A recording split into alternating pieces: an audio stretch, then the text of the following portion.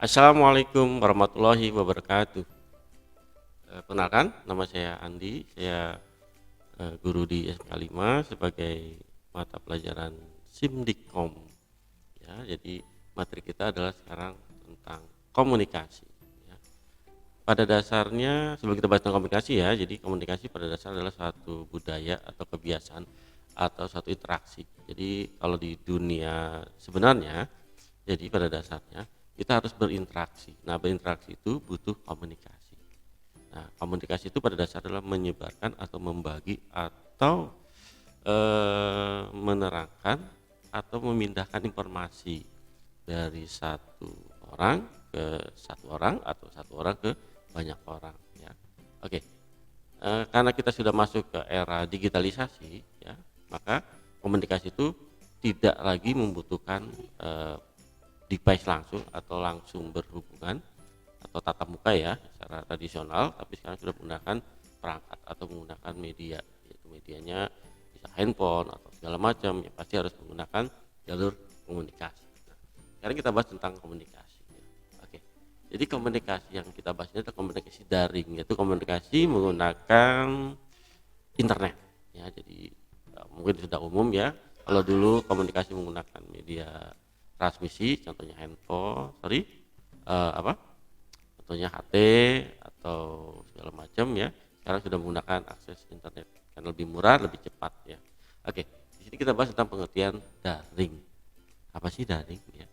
Jadi komunikasi virtual, jadi komunikasi di mana penyampaian dan penerimaan informasi atau pesan dengan menggunakan internet atau menggunakan dunia maya atau disebut cyber space. Nah, itu pengertian dari komunikasi daring. Nah, di komunikasi nanti ada namanya real time. Apa sih real time? Itu kondisi pengoperasian dari suatu sistem perangkat keras dan software yang dibatasi rentang waktu atau batas waktu ya, batas waktu dan memiliki tenggat waktu atau disebut deadline ya. Oke, nah itu nanti relatif jelas ya terhadap waktu suatu peristiwa atau suatu kejadian. Apa sih real time? Real time itu artinya suatu kejadian yang digunakan atau dilakukan dalam waktu yang bersamaan. Misal walaupun jarak kamu jauh ya, itu real time. Nah, untuk menggunakan real time itu butuh perangkat. Contohnya kamu ngambil duit di ATM, harus ada perangkat, harus ada kartu. Nah, di situ apa aja yang akan terjadi? Ya, terjadi transaksi pengambilan duit, kemudian ada transaksi hasil report. Nah, itu disebut real time. Hal itu juga dilaksanakan transaksinya. Nah, itu kategori adalah real time. Sama seperti media komunikasi. Contoh kamu ngirim gambar ya hari ini juga dengan waktu yang detik ya, kamu sudah terkirim ke orang yang membutuhkan. Ya, yang pasti harus guna perangkat keras dan hardware serta jaringan komunikasi.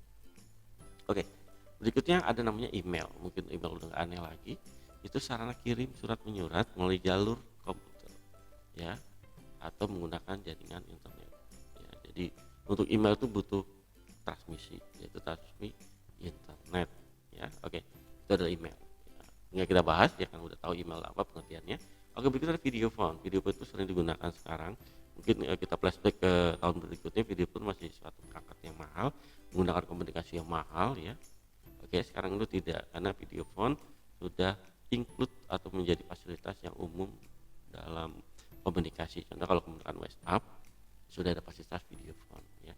Video phone itu terjadi ya atau terbentuk berkat dari sarana transmisi komunikasi yang cepat dan bagus. Ya, dulu masih era 2G, video phone itu belum bisa, masih kategori telepon, SMS atau MMS ya, ngirim gambar. Nah, kemudian teknologi berjalan terus, transmisinya masih ke 4G. Nah, situ fasilitas video phone sudah mulai familiar. Kenapa? Ya karena transmisinya sudah menggunakan transmisi kecepatan tinggi, jadi lebih tidak ada apa namanya noise ya, jadi real time ya. Artinya seperti real time artinya gambar suara itu langsung ditampilkan segera ke device yang lain ya. Oke, itu video phone. Oke. Oke, berikutnya ada gambar. Nah, tadi di video phone itu bisa ada gambar dan suara ya. Oke, nanti fungsi dari video tadi video phone adalah sebagai alat komunikasi antara satu orang atau lebih ya secara real time. Nah, itu dia ya. Oke, berikutnya ada namanya warga digital. Apa sih warga digital? Jadi warga digital itu orang yang memanfaatkan teknologi informasi untuk membangun komunitas ya, bekerja ya, serta bereaksi ya, rekreasi ya. Oke, contohnya apa sih? Ya misalnya membangun komunitas, contohnya kamu bikin grup WA atau buat suatu grup yang berhubungan dengan komunitas ya, kesamaan hobi atau aktivitas. Jadi biar terjadi interaksi yang lebih akrab, itu komunitas. Bisa di grup, bisa di WhatsApp grup atau di Facebook atau di Twitter atau di Instagram segala macam. Oke, bekerja. Nah, bekerja juga sekarang sudah menggunakan internet, menggunakan email, browser, menggunakan aplikasi web browser, kemudian menggunakan aplikasi misalnya menggunakan website ya untuk bekerja. Ya, itu termasuk kategori warga digital. Rekreasi, contoh kamu buka YouTube, dengerin musik, main game segala macam, menggunakan masuk internet, nah itu adalah warga digital. Jadi apa sih warga digital? Jadi orang yang menggunakan teknologi digital untuk bekerja, berekreasi atau melakukan aktivitas segala macam disebut kategori warga digital. Ya. Oke. Nah, warga digital itu nanti ada namanya cyber law. Apa cyber law? Ya, karena kamu beraktivitas sehari-hari dari bekerja, berkreasi segala macam, nah itu harus ada batasannya. Nah, setiap batasan itu harus ada undang-undangnya. Maka dibentuklah cyber law. Apa sih cyber law? Yaitu hukum yang berkaitan dengan pemanfaatan teknologi informasi. Ya, oke. Atau disebut hukum dunia maya atau mayatara hukum. Ya, oke. Jadi istilah itu lahir berdasarkan aktivitas dari penggunaan internet dan pemanfaatan teknologi informasi yang berbasiskan virtual ya. Makanya hati-hati dalam menggunakan informasi virtual, contohnya penggunaan Facebook, menggunakan gambar, menyebarkan informasi, gambar, suara segala macam yang tidak berkenaan atau berhubungan dengan dunia maya atau bertentangan dengan undang-undang yang diterapkan, maka akan ada sanksinya. Oke, nah berikutnya dalam pemanfaatan sistem informasi yang ini adalah namanya e-learning. Apa sih e-learning? Ya sekarang kamu sudah melaksanakan setiap hari karena keadaan dari kita ada COVID-19 ya, jadi segala sesuatu harus menggunakan e-learning ya untuk sistem pembelajaran. Jadi e-learning adalah merupakan cara baru dalam proses mengajar, itu menggunakan media elektronik khususnya internet ya. Jadi e-learning merupakan dasar dan konsekuensi logis dari perkembangan informasi dan komunikasi. Artinya adanya perkembangan teknologi informasi dan kecepatan penyajian informasi maka dibarengi oleh teknologi. Nah, dalam pengembangan teknologi itu maka dimanfaatkanlah salah satu dengan menggunakan e-learning. E-learning itu belajar jarak jauh ya, pada dasar nanti dibagi beberapa kategori. Nah, pada dasarnya e-learning itu tadi untuk menjawab kebutuhan dari apa? Dari perkembangan penggunaan teknologi yang bagus ya. Karena mereka itu udah masuk kategori warga digital. Ya, jadi konsekuensinya kita harus bagaimana memanfaatkan teknologi tersebut. Salah satu adalah memanfaatkan e-learning. Nah, e-learning itu ada namanya LMS. Jadi LMS itu sebuah perangkat atau aplikasi ya dalam kegiatan belajar membelajar ya. Oke, di situ ada upload nilai, tugas segala macam. Seperti yang kamu lakukan sekarang menggunakan Edmodo, itu kategori menggunakan LMS ya. Oke, berikutnya kita bahas tentang konsep komunikasi dalam jaringan. Apa sih komunikasi tadi dalam jaringan? Jadi komunikasi daring yang kita bahas tadi adalah terjadinya komunikasi dua arah. Jadi dalam satu waktu yang bersamaan atau disebut sinkron. Walaupun dalam waktu yang berbeda disebut asinkron. Jadi komunikasi daring dapat dilakukan melalui pengiriman teks, gambar, atau video. Bahkan memungkinkan terjadi komunikator. Apa sih komunikator? Yaitu tadi perpindahan data secara cepat dari satu orang ke beberapa orang. Ya, bisa juga terjadi percakapan langsung, ya saling melihat gambar lawan bicara atau streaming nanti yang kita lakukan sekarang adalah video call atau menggunakan aplikasi Zoom ya. Nah, itu masuk kategori komunikasi sinkron langsung. Kalau asinkronnya tidak langsung ya, contohnya ada email Kamu ngirim sekarang terkirim, kalau dia buka email ya kebuka, tapi kalau dia nggak buka 2-3 hari ya tetap terkirim ya, artinya nggak langsung dieksekusi ya. Bisa dieksekusi sekarang atau besok ya, beda dengan sinkron langsung. Oke, begitu kita bahas tadi tentang komunikasi ya, kita lanjutin. Jadi komunikasi tadi adalah proses penyampaian pikiran atau perasaan kepada orang lain dan menggunakan lambang-lambang yang bermakna dari kedua pihak dalam situasi yang tertentu ya, menggunakan media tertentu ya. Oke, itu menurut Effendi 2013. Artinya proses penyampaian pikiran, artinya menggunakan simbol. Jadi ada misalnya kalau ada orang ngomong, misalnya ada yang nggak bisa bicara, pasti menggunakan tanda-tanda atau lambang-lambang ya. Atau ada kayak dulu Sandi Morse menggunakan bendera atau apa. Atau dulu setiap orang berkomunikasi, satu yang lain tidak mengerti bahasa masing-masing, pasti menggunakan bahasa khusus, yaitu bahasa tubuh. Nah, bahasa tubuh nanti bisa diintervensikan oleh kedua belah pihak ya, tergantung situasinya ya. Oke, nah kalau sekarang itu komunikasi menggunakan media ya, yaitu medianya apa ya, kalau dulu sebelumnya menggunakan telepon ya, telepon satu orang ke orang lain. Jadi sebelumnya ada teknologi namanya masih menggunakan komunikasi cloud, menggunakan media kabel, yaitu punya Telkom ya. Berikutnya ada lagi telepon juga, SMS juga. Nah, itu SMS sebuah pengiriman pesan juga atau informasi ya, bisa langsung bisa tertunda ya, ada waktu tunggunya ya, pasti menggunakan media. Nah, berikutnya teknologi berkembang, yaitu menggunakan SMS juga, MMS juga. MMS itu gambar ya. Berikutnya sekarang sudah melakukan streaming atau video call, karena tadi ya kita bahas sebelumnya adalah berdasarkan kecepatan teknologi ya, teknologi informasi pasti. Oke, berikutnya kita bahas tentang jenis-jenis komunikasi ya. Oke, tadi kita bahas ada komunikasi lisan atau verbal. Itu komunikasi menggunakan kata-kata, baik hal ucapan maupun ditulis ya. Misalnya, halo apa kabar, kabar baik ya. Oke, kalau misalnya orang itu tidak mengenal kata-kata kamu ya, pasti menggunakan simbol ya. Nah, lisan itu secara langsung ya. Oke, jadi tadi ada dua kategori komunikasi, tadi ada lisan atau verbal, berikutnya adalah komunikasi nirkata atau non verbal.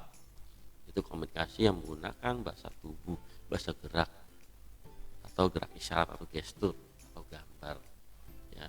Jadi ada lisan, ada non lisan atau verbal, non verbal. Jadi non verbal adalah komunikasi dengan menggunakan bahasa tubuh ya, misalnya orang tunarunggu menggunakan gerak tubuh atau isyarat.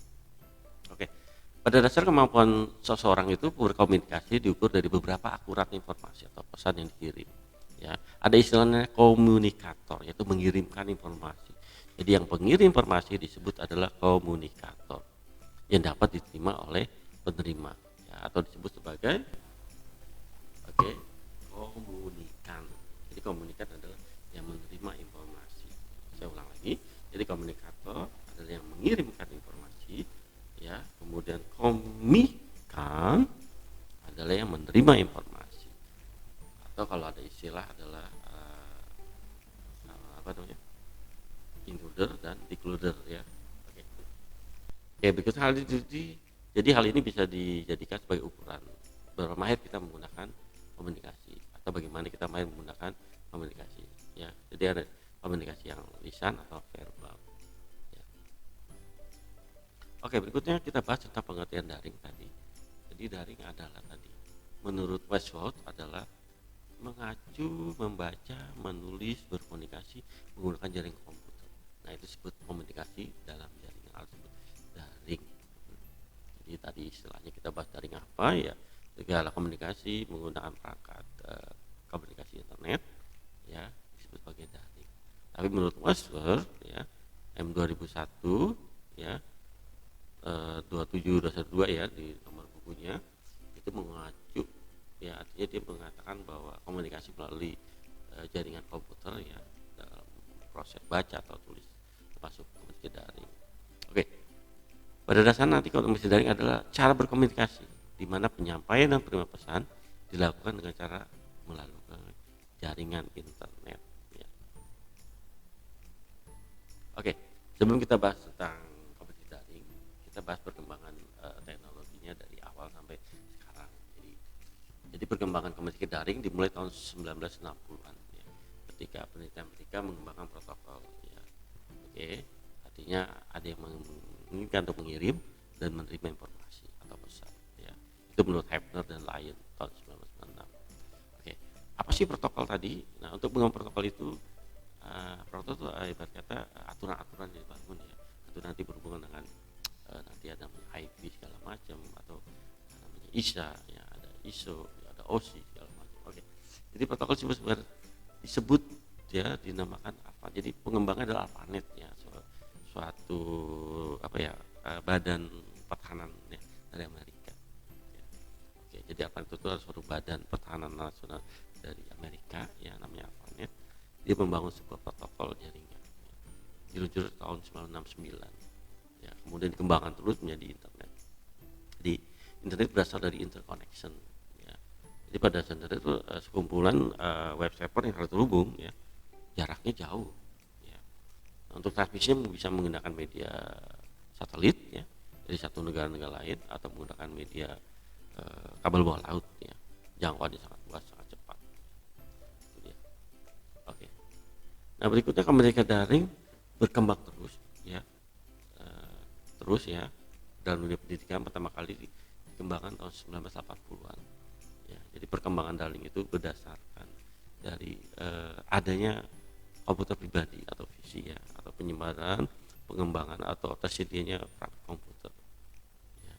Oke, kemudian komunikasi daring dan pembelajaran kemudian berkembang terus ya. Oke, ditandai dengan pengenalan komputer sebagai media pendidikan tahun 80-an, dan munculnya WWW ya, atau WW pada tahun 1990-an ya. Oke. Nah, pada periode pertama sejak pertengahan 1800-an, jadi para pendidik menemukan potensi pendidikan itu dengan mengajarkan bahasa atau disebut Chamins.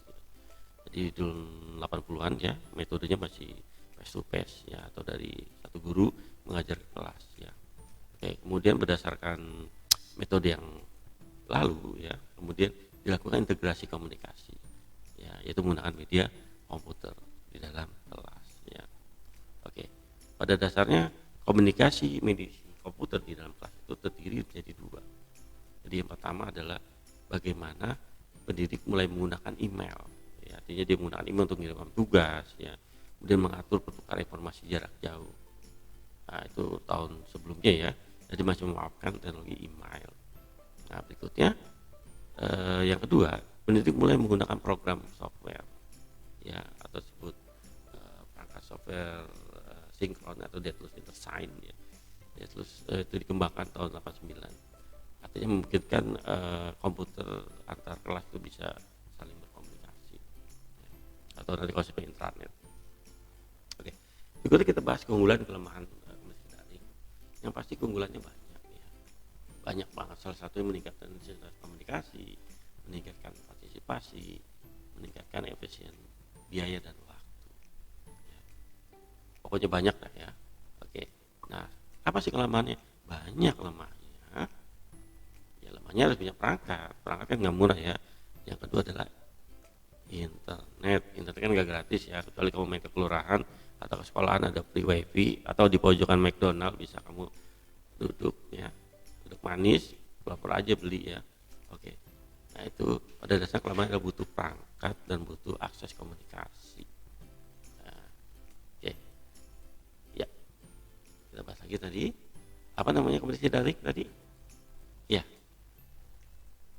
Oke, jadi komunikasi daring kita ulang lagi, yaitu tadi komunikasi virtual dengan cara berkomunikasi di mana penyampaian dan penerimaan informasi atau pesan dilakukan dengan menggunakan internet atau disebut cyberspace ya.